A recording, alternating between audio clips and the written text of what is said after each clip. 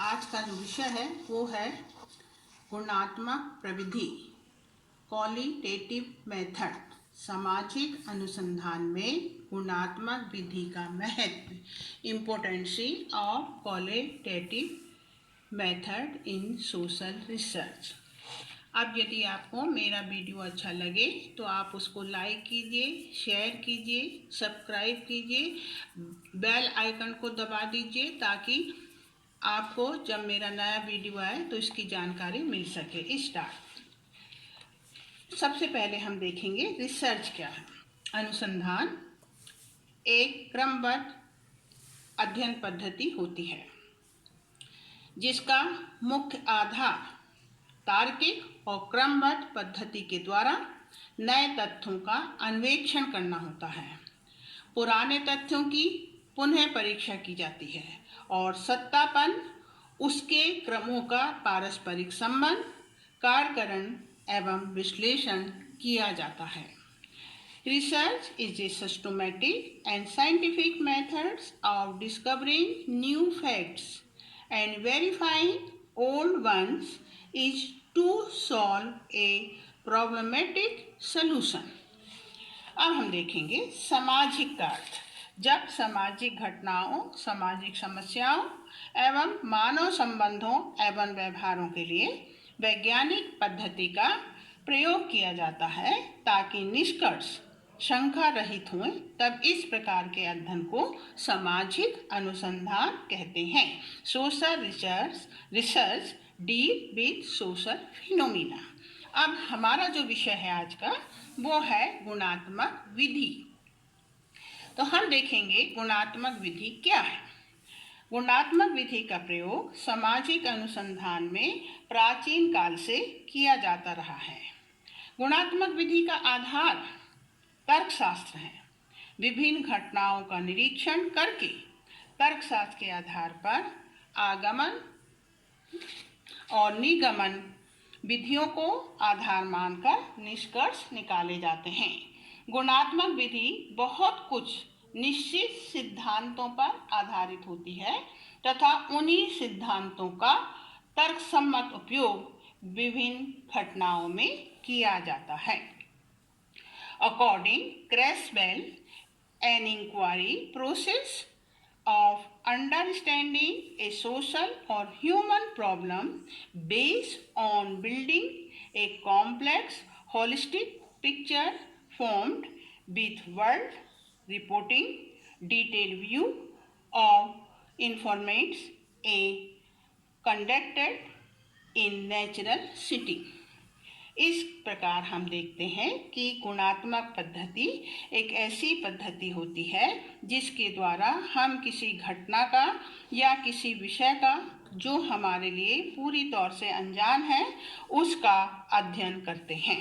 और अध्ययन करने के लिए हम क्या करते हैं, अपने सूचनादाताओं पर निर्भर करते हैं। सूचनादाता जो होते हैं, जो विषय के जानकार होते हैं, और फिर उनको अर्थात विभिन्न व्यक्तियों के द्वारा प्राप्त सूचनाओं से अतीत में जो घटना घटित हुई है जिसकी हमें जानकारी नहीं है उसकी जानकारी प्राप्त करते हैं। उसको प्राप्त करने के लिए सूचनादाता के विचारों, उसके मस्तिष्क में घटना का कैसा प्रभाव पड़ा है, चाहे वो प्रभाव सकारात्मक हो या नकारात्मक हो, उसकी जानकारी प्राप्त करते हैं।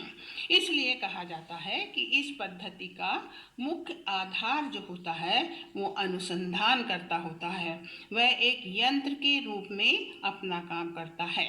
सामाजिक समस्याएं जटिल होती हैं, अमूर्त होती हैं, इसलिए इनको माप संभव नहीं हो पाती है। और साथ ही इसमें जो घटना घटित हुई है उसमें सूचनादाता की जो फीलिंग है, जो इमोशन है, जो उसका एक्सपीरियंस है, जो उसके घटना के संबंध में विचार हैं, उसका सारा इम्प्रेशन, उसकी भावना, उसकी फेस रीडिंग के लेना पड़ता है। और इसके लिए अनुभव सिद्ध अनुसंधानकर्ता की आवश्यकता होती है, क्योंकि ये पद्धति जो है पूरी तौर से वर्णनात्मक पद्धति होती है। अनुसंधानकर्ता जो होता है वो एक कहानी के रूप में पूरे विषय की जानकारी हमें देता है। उसमें कई सूचनादाता है। सब सूचनादाता जो होते हैं अपनी अपनी सूचनाएं अपने अपने तरीके से अपने अपने विचारों के आधार पर प्रस्तुत करते हैं। इस तरह जो टुकड़ों में बटी हुई जानकारी होती है उसको अनुसंधानकर्ता एक धागे में पुरा कर उसको इस प्रकार से अपने मस्तिष्क में स्पष्ट कर लेता है जैसे घटना का वो स्वयं क्या हो, दृष्टा हो। इस पद्धति को मार्केटिंग रिसर्च भी कहा जाता है, क्योंकि इस पद्धति का मुख्य उद्देश्य, जो मुख्य फोकस होता है, वह अपने सूचनादाता से वर्णनात्मक रूप से ओपन एंडेड, बिना दबाव के बातचीत के द्वारा घटना को जानकारी प्राप्त करना होता है। सूचनादाता घटना के संबंध में क्या अनुभव करता है, क्या सोचता है, इसकी पूरी जानकारी हम अपने सूचनादाता से प्राप्त करते हैं। तो qualitatively this method is common used in humanity and social sciences in subjects such as anthropology, sociology, education and health। अब इसे हम एक उदाहरण के द्वारा समझने की कोशिश करेंगे। मान लो एक गर्ल्स स्कूल है जो 20 वर्ष पहले खुला था।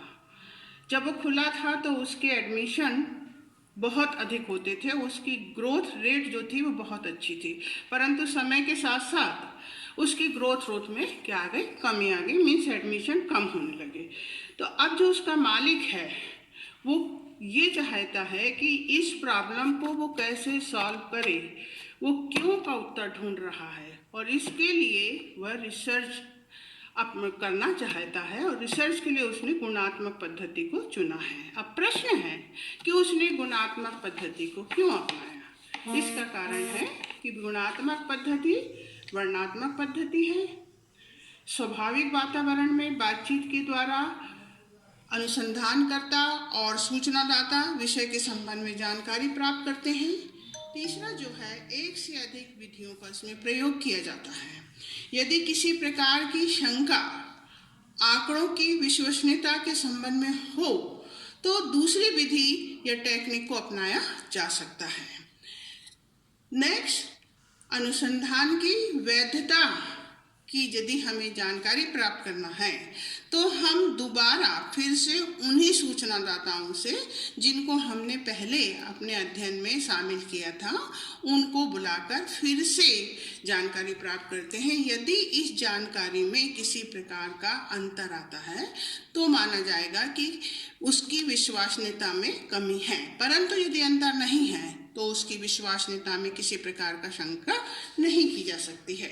तो स्कूल का जो मालिक है वो क्या करेगा, इसके लिए इंटरव्यू कंडक्ट करेगा, फोकस इंटरव्यू, जिसे हम सामूहिक साक्षात्कार कहते हैं, जिसके अंतर्गत 6 से 10 लोगों का ग्रुप होता है और उनसे ओपन एंडेड मीन्स वर्णनात्मक रूप से उनसे जानकारी प्राप्त की जाती है।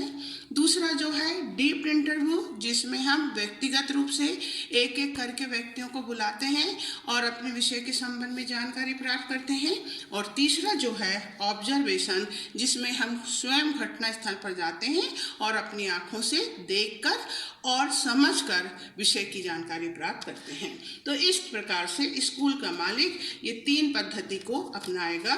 खुद देखेगा कि जब एडमिशन का समय है तो पेरेंट्स कितने उत्साह से आते हैं, उनके बच्चों के जो बच्चे आते हैं वो कितने उत्साहित हैं, जब वो जाते हैं तो उनके फेस रीडिंग किस प्रकार की है, उनके एक्शन किस प्रकार के हैं, उनकी बॉडी लैंग्वेज किस प्रकार की है, इसको वो क्या करता है, वॉच करता है और इससे पता लगाता है कि जो लोग एडमिशन के लिए आ रहे हैं वो स्कूल के संबंध में क्या सोचते हैं। तो इस तरह से वो डाटा कलेक्ट करता है और ये जो डाटा है उसे किसका उत्तर देते हैं, क्या का, कि क्या कारण है कि एडमिशन कम हो रहे हैं।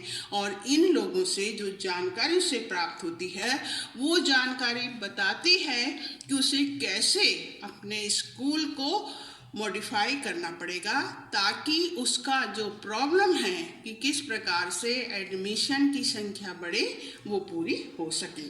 तो हम देखते हैं कि गुणात्मक पद्धति जो है वो सामाजिक अनुसंधान में एक महत्वपूर्ण पद्धति मानी जाती है जब हमारा विषय के केंद्र बिंदु कोई संस्था, कोई विशेष घटना, कोई समूह या कोई जनसंख्या जो एक छोटे से क्षेत्र की है उसकी जानकारी प्राप्त करना है, या हमें किसी ऐतिहासिक घटना की जानकारी प्राप्त करना है, तब हम इस पद्धति को अपनाकर विषय की पूर्णता को प्राप्त करते हैं। मैंने इस वीडियो से संबंधित नोट्स को अपनी गूगल ड्राइव पर डाल दिया है। इसका लिंक आपको इस वीडियो के डिस्क्रिप्शन में मिल जाएगा।